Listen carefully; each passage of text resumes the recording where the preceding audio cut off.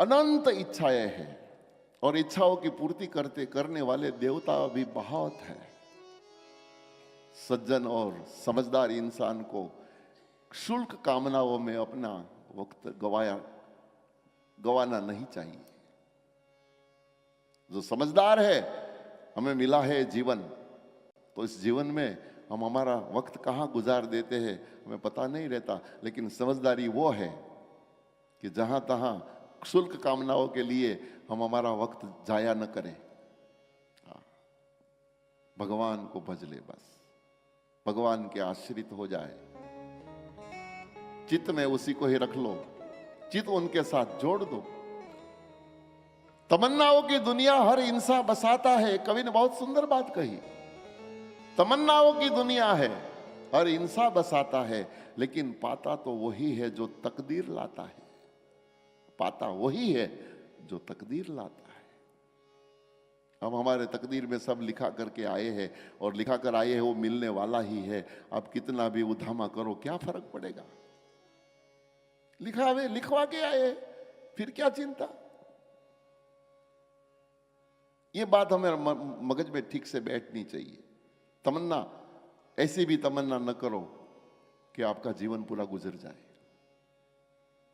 और आजकल ये समस्या है, इसलिए इसके ऊपर ज्यादा बोल रहा हूं मैं। कितनी हमारी आकांक्षाएं हैं, कितनी हमारी तमन्नाएं हैं, हर रोज हमारी कितनी नई नई इच्छाएं उत्पन्न होती है। कभी देखा है, कभी सोचा है क्या?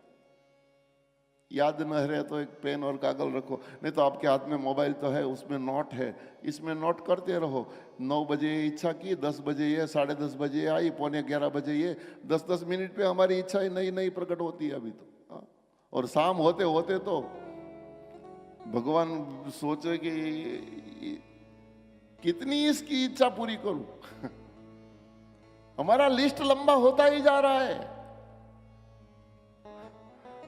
और एक सच्ची बात कह दूं, रहना है हमें 100 साल, 100 से ज्यादा इस संसार में कोई नहीं रहना। 100 तो नसीबदार होगा वो, नहीं तो 70, 80, 90 में हम चले जाएंगे। हमें रहना है 80-90 साल और हमारी इच्छा 500 साल की है। कभी सोचा है? इससे भी आगे कह दूं, हम जीवे तब तक की व्यवस्था करें वो तो ठीक है, समझ में आती है, लेकिन बच्चों के लिए, बच्चे का सब काम हो जाए तो बच्चे के लिए, और उनको भी ब्याहना है और उनके यहाँ भी बच्चा हो, उनके लिए भी। अब भगवान कहे मैं तेरी करूं, तेरे बच्चे की करूं, इनके बच्चे की करूं, मैं कहां तक पूरा करूं?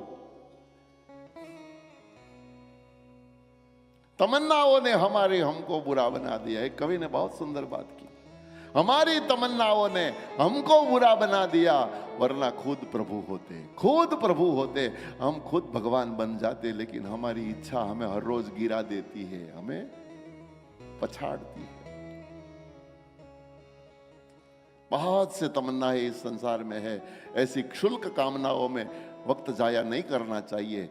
और इच्छा करोगे तो इच्छा पूर्ति के देवता बहुत है, लेकिन वो सब भटकाने वाले हैं। इससे बाहर आ जाओ, भगवान को भज लो और यहां से छूटने की सोचो। सहज में इस बात को आपको समझाऊं। एक महामहिम राष्ट्रपति जी अचानक कैदियों की मुलाकात के लिए तिहाड़ चले गए। हमारी भारत की जो तिहाड़ जेल है, तिहाड़ जेल की मुलाकात। और राष्ट्रपति तो कभी भी कहां भी जा सकते हैं, प्रेसिडेंट जो है तो तुरंत वहां के सब व्यवस्था हो गई, उनके लिए तो सब हो जाता है। मंच बन गया, उनका लाउड स्पीकर लग गया, सभी कैदियों को एक जगह पे उनके सामने सबको बिठा दिया और महामुहिम खड़े हो गए। और सहज में सभी कैदियों की मुलाकात लेनी थी, तो पूछा भैया कोई दिक्कत, कोई तकलीफ तो नहीं? तो पहली लाइन में ही खड़ा हो गया, बैठा था कैदी। महामुहिम जी, आप यहाँ आए हमारी ये हालचाल पूछने के लिए, बहुत अच्छी बात है। थोड़ी सी दिक्कत है। बोले क्या? बोले हमको जो कोटड़ी में रखे हैं ना, वो कोटड़ी का कलर काला बहुत है, काल कोटड़ी में हमें रखते हैं। साहब अब तो चूना बहुत सस्ता है, काला कलर महंगा पड़ता है, एक काम करवा दीजिए, आप आए हैं तो अब काला लगाओ सफेद लगाओ, सरकार को क्या फर्क पड़ता है, सस्ता पड़ेगा। मुनाफा रहेगा, और सफेद होगा तो हमें 20-20 साल यहाँ रहना है, तो कम से कम निरांत आराम से हम रह पाए। तो हमारी कोटड़ी को सफेद कर दो। अभी सफेद करने की बात कही तो महामुहिम ने जाहिर कर दिया कि अब से सारी कोटड़ियां अब काला कलर मत मंगाओ, चूना लगा दो, सस्ता भी होगा और अच्छा भी होगा। महामुहिम ने ऑर्डर कर दिया, हो गया। महामुहिम जो राष्ट्रपति थे उनको लगा कि अब भी एक बार पूछ लूं कि और कोई दिक्कत हो तो बोलिए। तो बीच में से खड़ा हो गया। उस कैदी ने कहा, महाराज जी काली कोटड़ी के जगह सफेद, तो बहुत अच्छा काम किया आपने, हम आराम से 20 साल कैद कर रहना है तो, लेकिन एक और। बोले क्या?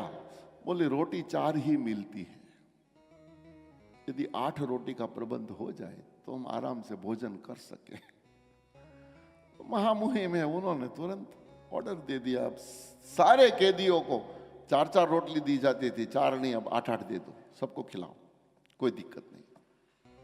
हो गया। सब कैदियों ने तालियों से स्वागत कर लिया। फिर विवेक खातर महामुहिम ने और एक प्रश्न बार पूछा कि अब कोई दिक्कत? तब लास्ट में एक बैठा था बीच में, वो खड़ा हुआ, साहब आप ये 2 काम तो आपने बहुत अच्छे कर दिए, एक छोटी सी और गुजारिश। क्या? बोले साबुन 2 ही मिलते हैं, 4 मिल जाए तो निरा आराम से स्नान दान करे। सारे कैदियों को 4 साबुन दिया जाए। हो गया, पास।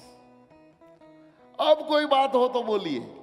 तो लास्ट में एक खड़ा हो गया और उस कैदी ने कहा, महामुहिम जी ये आपने बहुत सारी सुविधा दे दी, सफेद कोटड़ी कर दी, 4 से 8 रोटी कर दी, 2 से 4 साबुन की गोटियां कर दी, लेकिन मुझे न तो आपकी कोटड़ी चाहिए, न तो आपकी रोटी चाहिए, न आपकी साबुन की गोटी चाहिए। तो बोले आपको क्या चाहिए? मुझे इस दरवाजे से बाहर निकाल दो, मुझे बाहर जाना चाहिए।